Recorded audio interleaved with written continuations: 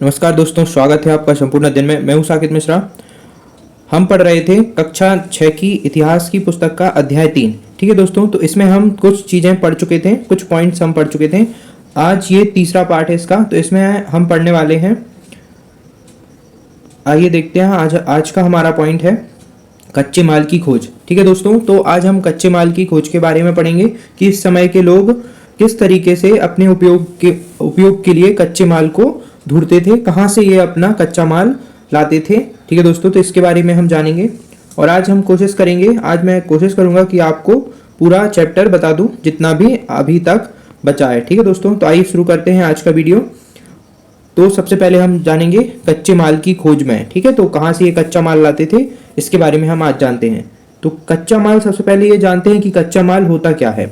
ठीक है दोस्तों, तो कच्चा माल उन पदार्थों को कहते हैं जो या तो प्राकृतिक रूप से मिलते हैं या फिर किसानों या पशुपालक उनका उत्पादन करते हैं। ठीक है दोस्तों, तो उसको क्या बोलते हैं, हम कच्चा माल बोलते हैं। ठीक है, आप समझ पा रहे होंगे, जैसे कि लकड़ी या धातुओं के अयस्क प्राकृतिक रूप से उपलब्ध कच्चे माल हैं। ठीक है दोस्तों, देखिए मैं आपको एक और उदाहरण देता हूं। जैसे कि हम जो कपड़े पहनते हैं, ठीक है, जो हम कपड़े पहनते हैं उसके लिए कुछ कच्चा माल लगेगा। तो वो कच्चा माल कहाँ से आता है, वो आता है खेतों से। ठीक है, देखिए हमारे कपड़े बनने के लिए क्या लगता है, रुई लगती है। ठीक है, रुई सबसे जो कच्चा माल है, हमारे कपड़े बनते किससे बनते हैं, रुई के बने होते हैं, रेशों के बने होते हैं। तो वो रेशे किससे बनते हैं, वो रेशे पौधों से या फिर किसी जंतु द्वारा बनते हैं। जैसे रेशम, तो रेशम का एक कीट होता है, उसके द्वारा रेशम के कपड़े बनते हैं। उसी प्रकार से सूती कपड़े रुई से बनते हैं। ठीक है, तो उसके लिए कपास की खेती की जाती है।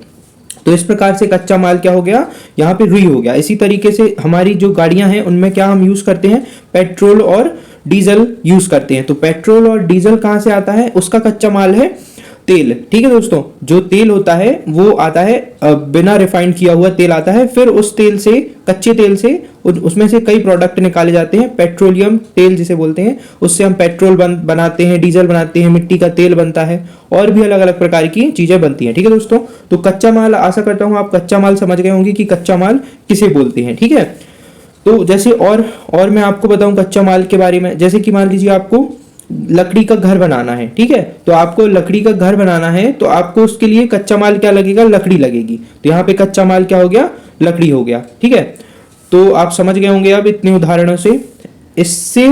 इनसे फिर कई तरह की चीजें बनाई जाती है। मिसाल के तौर पे किसानों द्वारा पैदा किया गया कपास, जो कच्चा माल कहते हैं, जिसके बाद में कताई बुनाई करके कपड़ा तैयार किया जाता है। ठीक है दोस्तों, तो जो मैंने अभी आपको उदाहरण दिया था, उसी तरह का उदाहरण यहाँ पे लिखा हुआ है।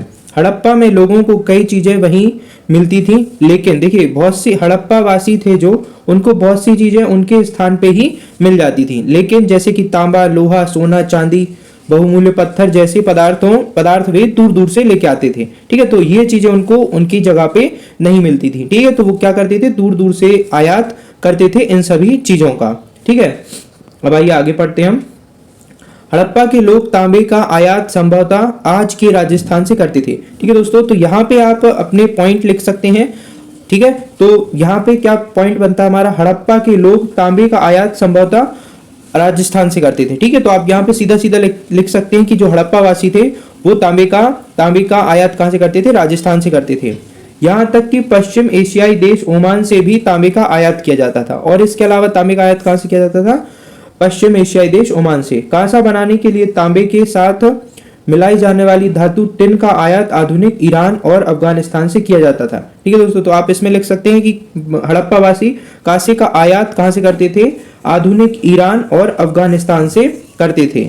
सोने का आयात आधुनिक कर्नाटक और बहुमूल्य पत्थरों का आयात गुजरात, ईरान और अफगानिस्तान से किया जाता था। ठीक है दोस्तों, तो आप इसकी एक लिस्ट बना सकते हैं।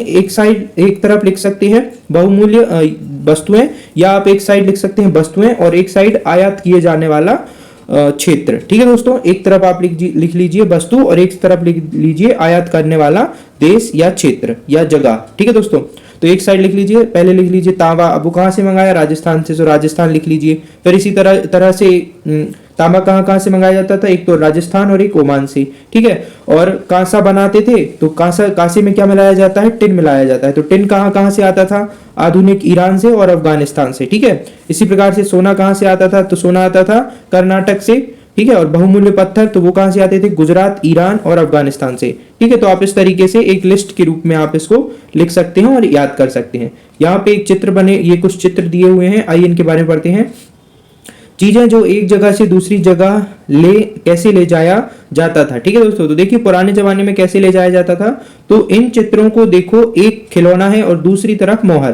तो आप यहाँ पे देख सकते हैं, ये आपको खिलौना दिख रहा है, ठीक है, ये खिलौना है और एक नीचे ये मोहर दी हुई है, ठीक है। क्या दी हुई है, मोहर दी हुई है, मोहर, ठीक है। ये क्या दी हुई है, मोहर दी हुई है। इस मोहर पे देखिए नाव बनी है, क्या बनी है, एक बोट जैसी आप आकृति देख रहे हैं इस मोहर पे, क्या देख रहे हैं, इस मोहर पे एक बोट जैसी आकृति देख रहे हैं। तो इससे क्या पता चलता है कि इस समय के लोग चीजों को एक जगह से दूसरी जगह या तो बैलगाड़ी से ले जाते होंगे, जैसे कि ये खिलौने जैसे गाड़ी से ले जाते होंगे, या फिर जब कहीं समुद्री मार्ग से जाते होंगे तो वो नाव के सहारे एक जगह से दूसरी जगह जाते होंगे, ठीक है दोस्तों।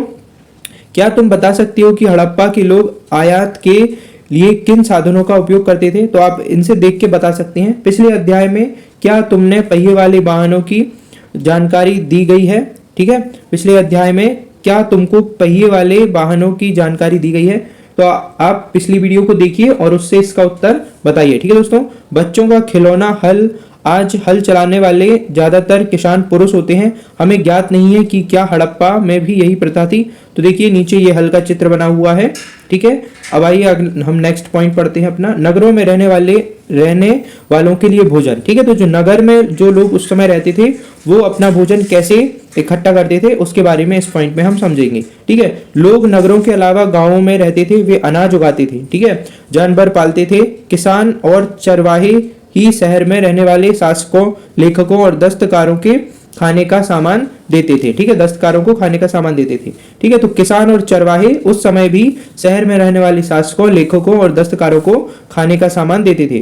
पौधों के अवशेषों से पता चला है कि हड़प्पा के लोग गेहूं, जौ, दाल, मटर, धान, तिल और सरसों उगाते थे, ठीक है दोस्तों। तो यहाँ पे आप एक पॉइंट लिख सकते हैं कि हड़प्पा के लोग कौन कौन सी फसलों को उगाते थे, गेहूं, जौ, दालें, मटर, धान, तिल और सरसों उगाते थे, ठीक है दोस्तों। जमीन की खुदाई के लिए हल का उपयोग एक नई बात थी, ठीक है दोस्तों। तो जब जब यहाँ पे खुदाई हो रही थी तो उन्हें हल के भी कुछ अवशेष मिले। हड़प्पा काल के हल तो नहीं बच पाए हैं क्योंकि वे प्राय लकड़ी से बनाए जाते थे, लेकिन हल के आकार के खिलौने मिले हैं, ठीक है दोस्तों। तो उस समय के हल तो नहीं मिल पाए, लेकिन उस समय के हल नहीं मिले, लेकिन हल के आकार का खिलौना जरूर मिला, जिसे मैंने अभी आपको बताया था, ठीक है। इस क्षेत्र में बारिश कम होती थी, लेकिन सिंचाई के लिए लोग कुछ तरीके अपनाए होंगे, ठीक है। तो यहाँ पे जो ये हड़प्पा वाला क्षेत्र, यहाँ बारिश कम होती थी, लेकिन यहाँ के लोगों ने सिंचाई के लिए कुछ ना कुछ तरीके अपना लिए थे, जिससे वो कृषि कर पाते थे, अपनी फसलों की सिंचाई करते थे और फसल उगाते थे, ठीक है दोस्तों। हड़प्पा के लोग गाय, भैंस, भीड़ और बकरियां पालते थे। बस्तियों के आसपास तालाब और चारागाह होते थे, लेकिन सूखे महीने में मवेशियों के झुंडों को चारा पानी की तलाश में दूर दूर तक ले जाया जाता था। वे बेर जैसे फलों को इकट्ठा करते थे, मछलियां पकड़ते थे और हिरण जैसे जानवरों का शिकार करते थे, ठीक है दोस्तों। तो देखिए यहाँ ये इस प्रकार का हल का खिलौना मिला है, ठीक है दोस्तों। तो आइए अब हम अगला पॉइंट पढ़ते हैं अपना, गुजरात में हड़प्पा कालीन नगर का सूक्ष्म निरीक्षण, ठीक है दोस्तों। तो अब हम गुजरात में स्थित हड़प्पा कालीन नगर का सूक्ष्म निरीक्षण करेंगे। तो आइए हम इसका सूक्ष्म निरीक्षण करते हैं। कच्छ के इलाके में खादिर बेत के किनारे धौलावीरा नगर बसा है, ठीक है दोस्तों। तो आप ये पॉइंट लिख सकते हैं कि धौलावीरा नगर कहां पर बसा हुआ है, कच्छ के इलाके में खादिर बेत के किनारे पे, ठीक है। वहां साफ पानी मिलता था और जमीन उपजाऊ थी। तो धौलावीरा की जमीन कैसी थी, बहुत ही उपजाऊ थी, क्योंकि वहां पे पानी भी था। जहां हड़प्पा सभ्यता के कई नगर 2 भागों में विभक्त थे, वहीं धौलावीरा को 3 भागों में विभक्त किया गया था, ठीक है। तो धौलावीरा की एक और विशेषता आप यहाँ पे लिख सकते हैं कि धौलावीरा नगर को 3 भागों में बांटा गया था। इसके हर हिस्से के चारों ओर पत्थर की ऊंची ऊंची दीवार बनाई गई थी, ठीक है दोस्तों। तो जो तीनों हिस्से थे, तीनों हिस्सों के चारों ओर ऊंची ऊंची दीवारें बनाई गई थी। इसके अंदर जाने के लिए बड़े बड़े प्रवेश द्वार थे। इस नगर में एक खुला मैदान भी था जहां सार्वजनिक कार्यक्रम आयोजित किए जाते थे। यहाँ मिले कुछ अवशेषों में हड़प्पा लिपि के बड़े बड़े अक्षरों को पत्थरों में खुदा पाया गया है। ठीक है दोस्तों, तो यहाँ पे कुछ अवशेष मिले हैं, वो पत्थर के अवशेष हैं जिसमें बड़े बड़े अक्षरों में खुदा हुआ है, कुछ लिखा हुआ है। इन अभिलेखों को संभवतः लकड़ी में जड़ा गया था। यह एक अनोखा अवशेष है क्योंकि आमतौर पर हड़प्पा के लेख मोहर जैसी छोटी वस्तुओं पर पाया जाता है। ठीक है दोस्तों, तो यहाँ पर ही धौलावीरा में ही सबसे बड़ा अभिलेख मिला है। ठीक है दोस्तों, गुजरात की खंबात की खाड़ी में मिलने वाली साबरमती की एक उप नदी के किनारे बसा लोथल नगर ऐसे स्थान पर बसा है जहां कीमती पत्थर जैसा कच्चा माल आसानी से मिल जाता था। यहाँ पत्थरों, शंखों और धातुओं से बनाई गई चीजों का एक महत्वपूर्ण केंद्र था। ठीक है दोस्तों, तो लोथल नगर के बारे में आप ये कुछ पॉइंट लिख सकते हैं अपनी नोट में। ठीक है, इस नगर में एक भंडार गृह भी था। इस नगर गृह से कई मोहरें और मुद्रांकन या मोहरबंदी मिली है। ठीक है, मोहरबंदी मतलब गीली मिट्टी पर दबाने से बनी उनकी छाप। ठीक है, तो पहले क्या करते थे, किसी सामान को एक जगह से दूसरी जगह भेजना है तो उस पर गीली मिट्टी लगा के उसको सुखा देते थे। ठीक है दोस्तों, मोहर से क्या करते थे, मोहर गीली मिट्टी पे मोहर की छाप लगा के उसे सुखा देते थे। ठीक है, अब देखिए लोथल का बंदरगाह, तो आप ये नीचे चित्र देख रहे हैं, ये लोथल का एक बंदरगाह है। ठीक है, लोथल का बंदरगाह, यह बड़ा तालाब लोथल का बंदरगाह रहा होगा जहां समुद्र के रास्ते आने वाली नावें रुकती थी। संभवतः यहाँ पर माल चढ़ाया या उतारा जाता होगा। ठीक है दोस्तों, तो ये एक तालाब है जो कि यहाँ पे पुराने समय में क्या आती होंगी, नावें आती होंगी समुद्र के मार्ग से। यहाँ पर एक इमारत मिली है जहां संभवतः मन के बनाने का काम होता था। ठीक है, तो लोथल में एक इमारत मिली है, वहां पे क्या होता था, मन के बनाने का काम होता था। पत्थर के टुकड़े, अधबनी मन के बनाने वाले उपकरण और तैयार मन के भी यहाँ पे मिले हैं। ठीक है दोस्तों,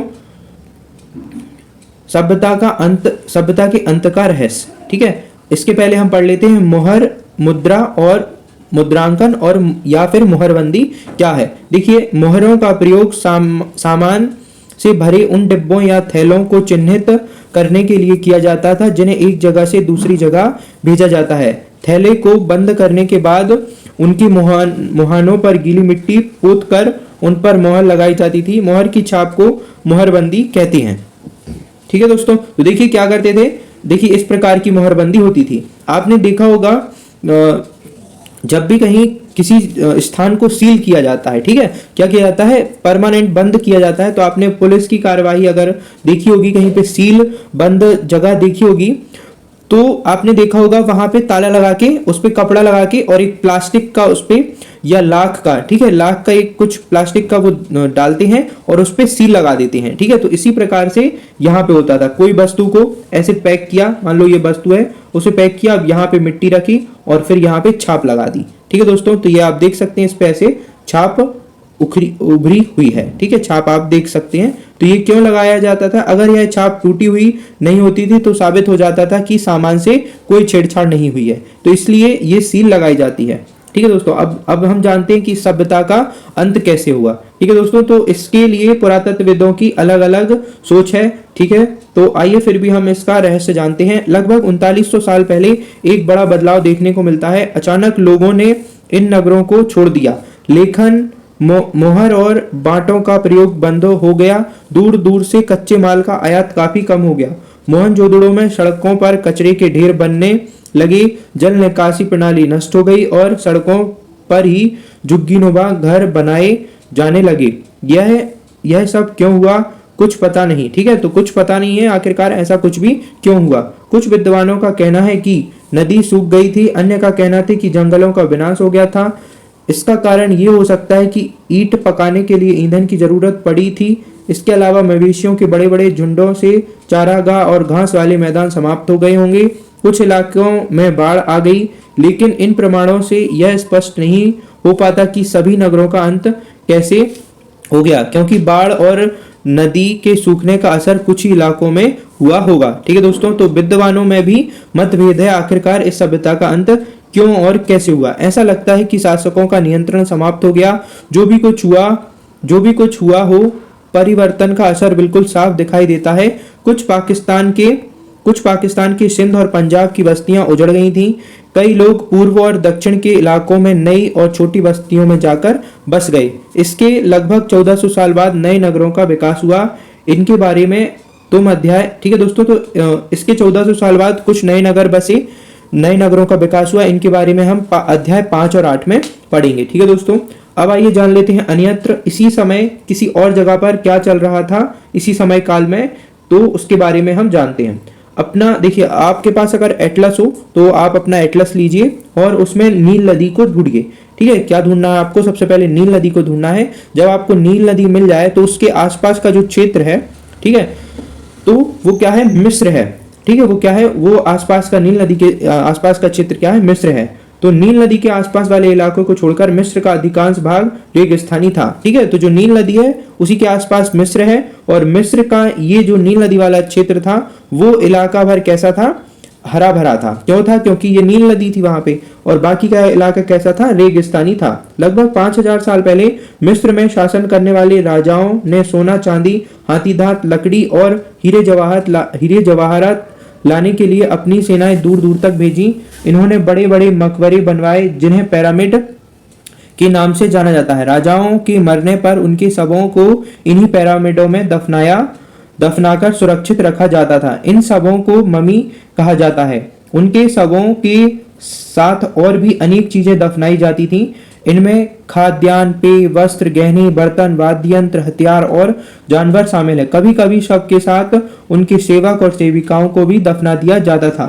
दुनिया के इतिहास में शवों को दफनाने की परंपरा को देखते हुए मिस्र में सबसे ज्यादा धन दौलत खर्च किया जाता था। ठीक है दोस्तों, तो यहाँ मिस्र के लोग क्या करते थे? जब शव को दफनाते थे तो उसके साथ बहुत सारी धन दौलत भी रख देते थे। ठीक है, तो सबसे ज्यादा खर्च यही लोग करते थे। मिस्रवासी सबसे ज्यादा खर्च करते थे दाह संस्कार के समय। ठीक है दोस्तों, तो ये पिरामिड है। आशा करता हूं आप समझ गए होंगे। अब कल्पना करो, तो इस कल्पना को हम अगली वीडियो में करेंगे। ठीक है दोस्तों, आशा करता हूं कि आपको ये पार्ट अच्छा लगा होगा। ठीक है, अब नेक्स्ट पार्ट में हम इस अध्याय का अभ्यास करेंगे। ठीक है दोस्तों, तो ये रहा हमारा अभ्यास। इसका लास्ट पार्ट रहेगा जिसमें हम पूरा अभ्यास कर लेंगे। ठीक है दोस्तों, तो प्लीज मेरी वीडियो को लाइक, शेयर और सब्सक्राइब करना ना भूलें। ज्यादा से ज्यादा शेयर करें और इसके चारों भागों को पूरा देखें। ये तीसरा भाग है। अब जो भी अध्याय आएंगे उनको मैं ऐसे ही आधे आधे भाग करके पढ़ाऊंगा। ठीक है दोस्तों, इनके हम सभी भागों को एक एक करके पढ़ेंगे। ठीक है, तो प्लीज लाइक, शेयर और सब्सक्राइब करना ना भूलें। मिलते हैं नेक्स्ट वीडियो में। जय भारत।